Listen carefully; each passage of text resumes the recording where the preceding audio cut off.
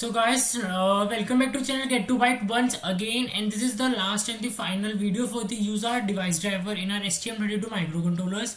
All those who have not till now subscribed to the YouTube channel and are new to this channel, just go through my channel and if you like its content, then give it a thumbs up and press the notification bell to get notified for new upcoming videos. So now let's get started with the main USART the baud rate generator function and complete our USART device driver.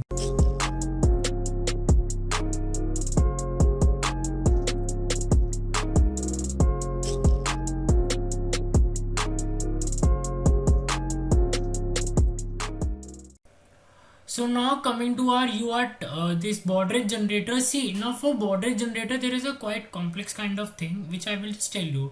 So our baud rate generator name is the UART BRR, USART underscore BRR. Now how things happen in that is there are two type in this, division underscore mantissa and the division underscore fraction. So mantissa is the one that is of the decimal part. Okay, and fraction is the after decimal part. So here you can see that in this the fractional baud rate generator there are set of examples which are given. So now let's say the TX RX baud what we want is of X amount. Okay, X and FCKs are the frequency which we have set to our CPIU clock, that is the peripheral APB1 or APB2, and 16 into USART DIV.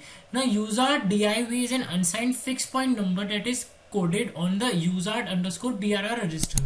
Now okay, so now let's suppose the USART DIV value which we want to calculate is 25.62. okay, not 27.75 or 25.62, taking example 2. So now what we will do, we will first take out its fraction part. Its fraction part is 0.62, so we will calculate the first DIV fraction part. Okay, we have two parts, mantissa and fraction. Fraction part is the first 4 bits of the total 16 bits. Okay, so we will calculate 16 into 0.62.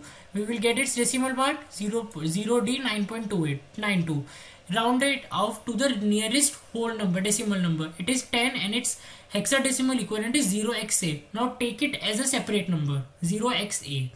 Now calculate take out the mantissa part, the whole number part of the USART DIV. That it 25, convert the 25 into the whole hex number, 0x19. Now just need to combine this 0x19 and the A. So our USART underscore BRR value is 019A.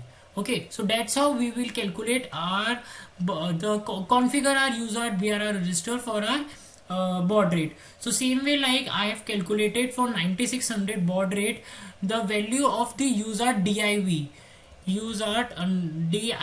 which I need to get in decimal format is 208.33. okay, so on doing this thing, when I multiply this 0.33 into 16, okay, this is equals to my USART underscore DIV underscore fraction part. Okay, and 208 is my decimal number only. Okay, decimal of 208, and converting this into the hexadecimal word, that is my 0xd0. okay, and on calculation of this I will get my fraction, my equivalent decimal number. Okay, and that decimal number is equals to 0.5.28. okay, so this is my decimal format. Okay, and now just converting this into the hexadecimal, and that will be 0, like first rounding it off to the nearest whole number, that will be 5, and then 5 hex number is 0x5. okay, so this is what I will get. Okay, for 9600 baud rate. Okay, so now just combining 0xd0 and 0x5, that is my 0xd05. This is my BRR value. Okay, so that's how you will calculate the baud rate. Okay, and this is the just table for giving for the CPIU clock of 36 MHz and 72. As I have the 32 MHz, so that's why I have to calculate separately, and I can't use these values because I have configured my PCLK in 32 MHz. Okay, so this is a baud rate register which I have to tell you the status register and tell you the data register. Now comes the control register. Now in the control register, one very thing to note is you don't just enable the USART enable. Like what I have done, I have enabled this bit and for 2 days I am stuck on it, because what it will do, it will stop my USART prescaler and the stop bit after the end of the current. So it will just do the transmission and receiving clock pulse for just one period. Okay, and then it will stop. So this feature is basically for the RS-285 and RS-232 protocols, not in use for our UART protocol. So don't enable it. Okay, then M is the word length, wake up method, PC parity control. I have by default all these are disabled, so I have also not used them in the, if you will see in my initialize function, I have just first initialized my UART2 pin configuration. So now from the alternate pin register video, if you will see, you will get to know that how to configure the pins for a particular peripheral, first enabling the bus clock and then configuring the alternate functions of the register of the corresponding peripheral. Okay, you can check out that video, link will be given in description. And then the no remap for RX TX pin. So my UART is at TX and RX. PA2 is my TX pin, PA3 is my RX pin. Okay, and then UART CR1. Okay, so now by default, like I'm just initializing my CR1 with the 00 values just for safe side. Then first enable UART and configure stop bit. So enable the UART.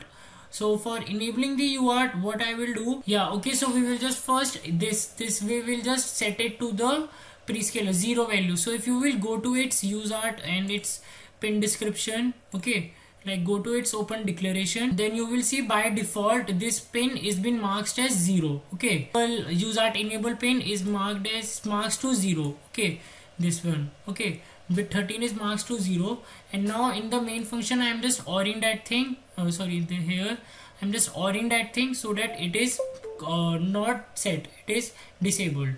Okay, and then just enabling, configuring my stop number of stop bits, that is 8 the 1 start bit, 8 data bits and n stop bit. Then I am just enabling my both transmitter and the receiver, so the transmission complete. These are for the interrupt enable or disable, so I am not in for this not using the interrupts, just normal transmit enabled, receiver enabled, just that thing. And then I have just started my configuration, the transmission. That's all that you have to do. UART initialization, simple thing, enable the UART, enable my transmitter, enable my receiver, and nothing else to do. All things are default by done. UART2 pin configuration for configuring your pin of the UART TXRX pin, then the baud rate generator, which I have told you the concept, and in the end we will just call the USART baud rate. And then we have just write these functions. I have told you this in the previous video, and these are the like for transmitting the string. I have created a while send the transmitter pointer, and it will keep on transmitting byte by byte of my character till it has reached to the null pointer. Okay, and then this is for like for extra safety, like till the transmission is completed, till when it will complete, then only it will come out of this while loop. So now when my whole string, whole data is sent, whole frame is sent, then only it will come out of the while loop. And the UART tran bit is for printing out the binary values, decimal is for printing the decimal values, and the new line is like I've just created a function for /n so that I can get the new value, and this is for UART receive function. Okay, and in the main I have just simply written the function, very easy. UART initialize you have to do first, and then just simply transmit byte, transmit string, and then delay. Okay, so this is a normal basic code, and now I can just calculate easily do the whole transmission, receiving, all kind of things. In my GitHub repo you can see all of its examples also, in which I have done functions for receiving also and transmitting also. Okay, now so as to show you in the terminal screen, let me just open the Arduino serial monitor. Okay, so yeah, as you can see in the terminal screen, it is printing get to byte as I have written here in the main function my UART transmit get to byte in the while, and in the delay of 1 second. So you can see here also the timeline also, and also you can see here in the logic analyzer whole of my this get to byte is getting printed over here. Okay, and with us all the with all these saying the signals at real time, which value is 0, what character I am printing, all the marks, spaces, and all such kind of things. Basically, NR is a technical term which I have used in my first video of this device driver thing. Okay, so yeah, so this is the whole thing which I just want to tell you. And if it comes in terms of the connection, as you can see here, like at the PA2 and PA3 pins, I have connected my this FTDI chip. Okay, this is the red in color FTDI chip. Okay, and that's TX RX, which is the ground pins. You might not be able to see here in the clear picture, but these connections are very simple. Just connect your FTDI RTI chip, red chip, TX RX, which is the ground, to your microcontroller, this STM32, PA2 and PA3, as I have configured in my code also. If you can see, and like in the alternate pin function, you will get to know that by default I have not done any repiping. So my PA3 is RX and PA2 is TX for UART2 hardware. UART2, okay, UART2. Like in UART there are 4 UARTs present in STM32F4, and I am using UART2. So for UART2 by default is PA2, PA3.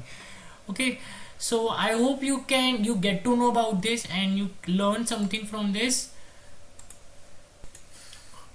Okay, so guys, that's it for this now. Okay, so if you like the channel, if you get to know about the things, then do subscribe to this channel and press the notification bell to get notified for the new videos. And in the upcoming videos now, what I will be going to do, I'm going to start with the interrupts, or I'm thinking to first do the SPI and I2C device driver also, so that first these 3 timers, I2C, UART and ADC, all these things are covered. Then to move on to interrupts and the more application codes. Okay, so like also in my sideline projects are very much now I have got, and I'm doing some kind of freelancing, and I have recently also got an internship at IIT Delhi, so quite busy with the work. So guys, any views, mention them in the below comment section. I'm just mentioning you this thing because now my frequency of videos might be little less, but I will totally try to continue up the series as much as possible, and to keep on delivering the amazing content on the firmware development. So guys, till then, stay safe, stay happy, subscribe to the channel, share it to your friends for the firmware development, embedded C, and for sharing the knowledge, and just mention down your any views, any queries below in the comment section.